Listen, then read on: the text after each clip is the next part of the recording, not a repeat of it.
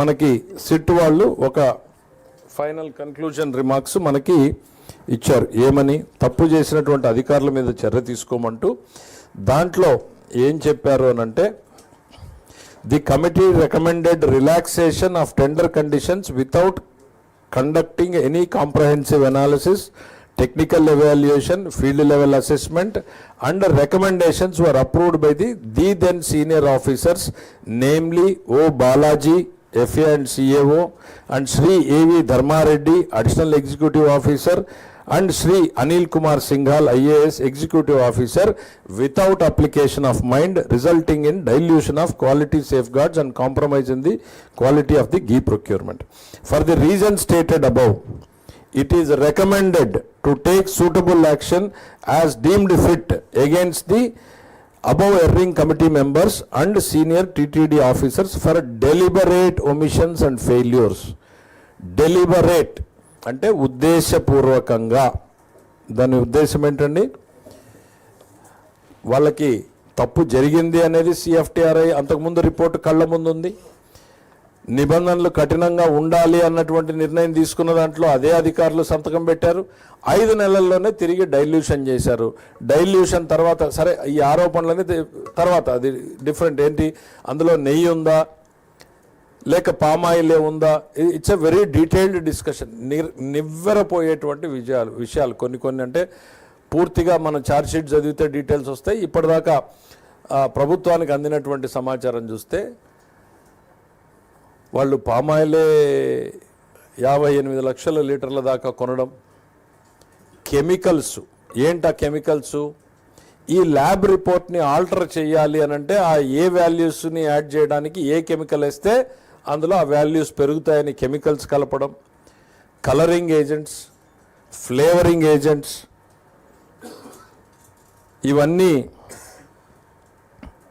ఒకవైపు టెండర్ని డైల్యూట్ చేశారు, రెండో వైపు వారితో నెగోషియేట్ చేశారు. నెగోషియేషన్ కుదరకపోతే ఇంకొక కంపెనీ రూపంలోకి వచ్చారు.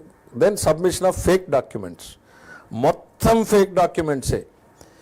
3 ఏళ్ళని 1 సంవత్సరం చేస్తే ఆ 1 సంవత్సరం కూడా ఆ సంస్థ డైరీ యాక్టివిటీ చేయాలి. వైష్ణవి డైరీ అనేటువంటిది మొత్తం ఫేక్ డాక్యుమెంట్స్ పెట్టారు. ఫేక్ డాక్యుమెంట్స్ పెట్టి టెండర్లోకి వచ్చారు. అంటే తమ కళ్ళ ముందు జరుగుతున్నటువంటి దాన్ని అడ్డుకోకపోవడాన్ని, తెలియకపోతే తప్పు, తెలిస్తే నేరంలో భాగస్వామ్యమే. ఖచ్చితంగా ఇందులో ఉన్నటువంటి వ్యక్తులందరూ ఇప్పుడు ఏవైతే రిపోర్ట్లో పొందుపరిచారో వీళ్ళందరూ కూడా ఆ నేరంలో భాగస్వాములుగానే మేము పరిగణిస్తున్నాం. యాజ్ ఆన్ టుడే ఛార్జ్ షీట్లో వాళ్ళని నేరస్తులుగా పరిగణించారా లేదా? పరిగణించకపోతే ఎస్ ఏం చేయాలి భవిష్యత్తులో? ప్రభుత్వమా లేకపోతే తిరుమల తిరుపతి దేవస్థానమా భక్తుల ఇదిగో ఇన్వెస్టిగేషన్లో మీరు మిస్ అయ్యారా, ఇదిగో ఒకవైపు మీరు తప్పు చేశారు, ఇదిగో ఈ నేరం జరిగింది అంటూనే అందులో నేరస్తులుగా చేర్చలేదా, చేర్చారా? ఇవన్నింటినీ కూడా తీసుకెళ్ళాలి అనేటువంటిది కూడా చర్చ జరిగింది. అయితే we are waiting for the supplementary charge sheet because అధికారికంగా కోర్టు దాన్ని కాగ్నిజెన్స్లో, ఎందుకంటే కోర్టు కూడా చాలాసార్లు ఇది డిఫెక్టివ్గా ఉందంటే వెనక్కు పంపించే అవకాశం ఉంది. ఇదిగో రావాల్సిన వ్యక్తుల పేర్లు రాలేదు అంటే పంపించే అవకాశం ఉంది. So we want to wait till the court takes the document into the cognizance. వీళ్ళందరూ నేరస్తులుగానే భావించాలి. శ్రీవారికి అపచారం చేసినటువంటి సంఘటనలో ఈ నేతలందరూ కూడా సుబ్బారెడ్డి గారి దగ్గర నుంచి, ధర్మారెడ్డి గారి దగ్గర నుంచి, సింఘాల్ గారి దగ్గర నుంచి కింది స్థాయి కమిటీలో ఉన్నటువంటి వాళ్ళందరూ వీళ్ళందరి మీద చర్యలు తీసుకోమని ఏదైతే రిపోర్ట్ నివేదిక ఇచ్చిందో వీళ్ళని నేరస్తులుగానే పరిగణించమని ఈరోజు భావించడం జరిగింది. రెండవది అడ్మినిస్ట్రేటివ్గా ఇంకా ఏమన్నా ల్యాప్సెస్ ఉన్నాయా అనేటువంటిది తేల్చడం కోసం ప్రభుత్వం ఒక కమిటీని వేయడం జరుగుతుంది. Very short tenure committee.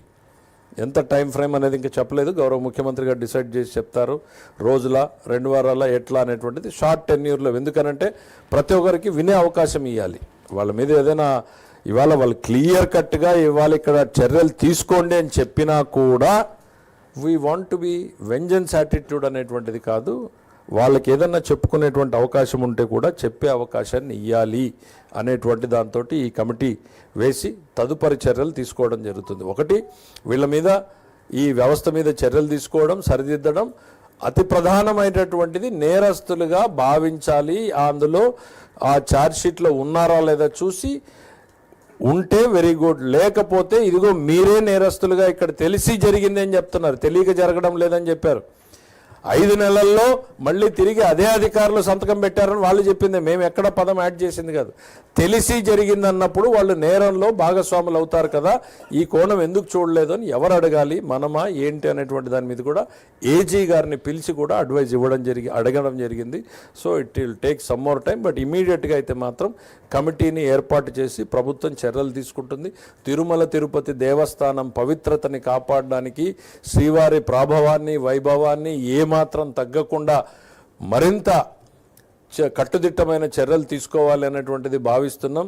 శ్రీవారిని రాజకీయాల్లోకి ఎక్కడా కూడా ఉపయోగించుకోవడానికి వీలు లేకుండా ఉండాలి. ఇప్పుడే కాదు, భవిష్యత్తులో కూడా ఎవ్వరూ కూడా రాజకీయ కోణంలో తిరుమలని కానీ శ్రీవారిని కానీ రాజకీయ కోణంలో చూడకూడదు అనేటువంటిదే ప్రభుత్వాధినేతగా గౌరవ ముఖ్యమంత్రి గారి ఆలోచన, ఉప ముఖ్యమంత్రి గారి ఆలోచన, ఎంటైర్ పార్టిసిపేట్ చేసిన క్యాబినెట్ మొత్తం అదే అభిప్రాయపడింది. ఇవాళ మేము ఈరోజు మాట్లాడుతూ ఉన్నా విధి లేనటువంటి పరిస్థితుల్లోనే మాట్లాడుతున్నాం, బాధతోనే మాట్లాడుతూ ఉన్నాం.